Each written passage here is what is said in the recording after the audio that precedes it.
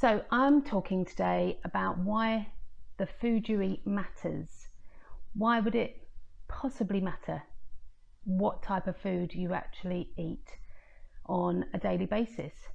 So I would love to just share with you some thoughts, the things that keep me going, why I've been low carb for 8 years, and why it would make a difference to anybody. When we talk about food, we're talking about the quality of food, we're talking about what it's doing to us, and everything you eat is contributing in some way. But is it contributing in a good way, or is it contributing in a bad way? So we're in a situation where sweets are revered, we've got desserts, everybody's making lovely cakes and stuff like that, and it looks like a treat. How is it treating you if it's actually detrimental? So you've got a whole life ahead of you that you're building your body for, okay? So it's making your body, with every bite that you eat, you're creating the body that you want. I'm finding more and more, obviously on the Instagram thing, that people are still very focused, very weight orientated. So if everything's about weight, it doesn't matter what you eat. So you've got a situation where low calorie, keto, low carb, any of those things, if there's a shortcut, if there's a product that makes it quicker and easier for you to lose weight, then you'll eat it. But is that product, is it actually doing your health any good? Because you might lose a pound, 2 pounds, a few stone, but is it actually building your health for that future journey to get you to a long life of well-balanced thoughts, of excellent health, of feeling really good? You've got to think of it like that. If we're just focusing on fat and protein and the things that our actual bodies require, then you don't need anything processed. So my whole philosophy is, if it's got a list of ingredients on it, don't eat it. Buy things that are just one ingredient and your body will recognize it. You're just focusing every day on something that is making your body better. It's enhancing you in every mouthful.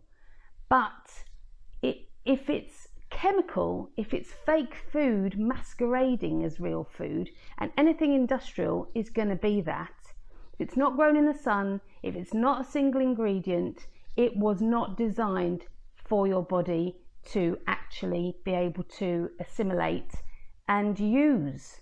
So you're looking for nutrient dense food, you're looking for good flavour. That's part of our joy, that's why we eat. Otherwise, if food didn't taste good, we'd stop eating and the species would die out. So eating really good foods that light up your brain. Fat lights up your brain. Fat is an excellent fuel for your brain.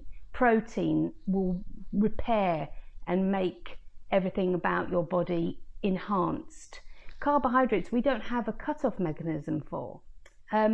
Your body requires protein and fat, and it requires those as untreated forms. So we're going to try and stay away from seed oils, that's a processed type of food. They're chemically enhanced. It's not a food that your body recognizes, and therefore it's got to struggle to try and work around these things that you're consuming.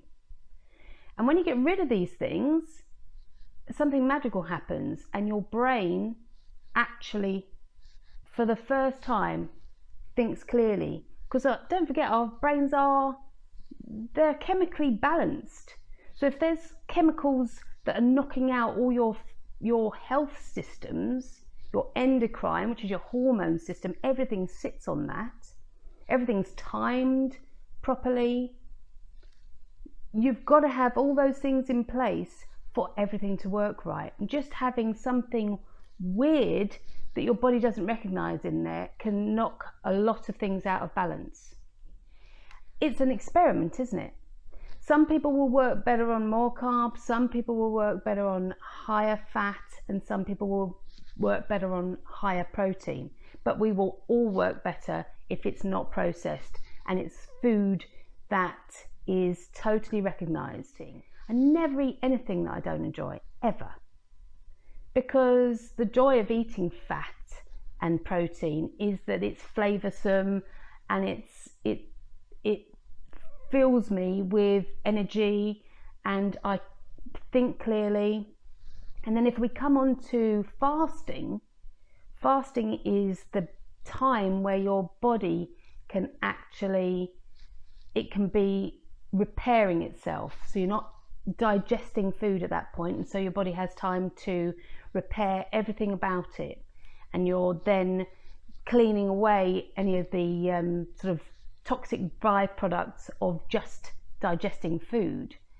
And so fasting is a great way of, you know, making your eating window smaller. You've got this repair system going on, and we all need it because that's how we evolved. We didn't need food 24/7, but of course we've now got a food environment that is, we have an abundance of food all the time.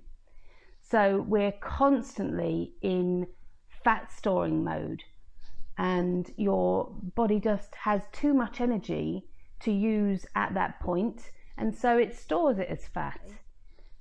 You are now at the point where you're fat burning because you've got long periods where you don't eat. You don't need to be eating. And then it's a kind of knock-on effect because you end up not needing as much food, not feeling as hungry as you used to, because carbohydrates, they're very addictive and they follow on. They make you need more. Insulin resistance is the whole basis of my philosophy and what we want to avoid at all costs, because it's the mechanism that drives all disease. So we're currently in a situation of, obviously, the COVID pandemic made much worse with the fact that there's probably a lot of people out there, I mean a lot, 80-90% of the global population with insulin resistance that isn't even detected now. So if your actual goal is to get yourself with the best energy, with the best mental health, with the best just outlook on life, because it protects everything. So on the mental health front, it's protecting you from all the anxiety that's going on around us at the moment, a lot of change, you know, people struggling right now. So the cakes and the chocolate, although they look like they're treating you, it's something comforting at the end of the day, it's really not a great situation to put yourself in. You're actually putting yourself in a situation that's going to increase anxiety. The best goal is unprocessed food. Enjoy your food, definitely, but unprocessed food that your body can thrive on and feel the best it possibly can. If you're sitting in front of the telly and you're thinking, well, I deserve this, I've sat, you know, I've done my day's work, whether it's at home or you're actually travelling into work, what is it doing for the next day? Is it then going to mean that your anxiety is higher than it was?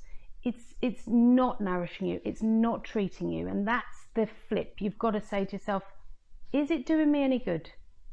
And if it's processed, if it's full of vegetable oil, seed oils that are properly detrimental to our health, then no, it's not doing you any good, and it's certainly not treating you.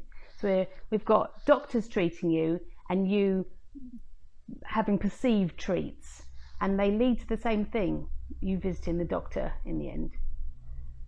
So advice today, I'm not going to go on very much longer because it's been lovely having a chat, and I'll do it every week and just get those things out there.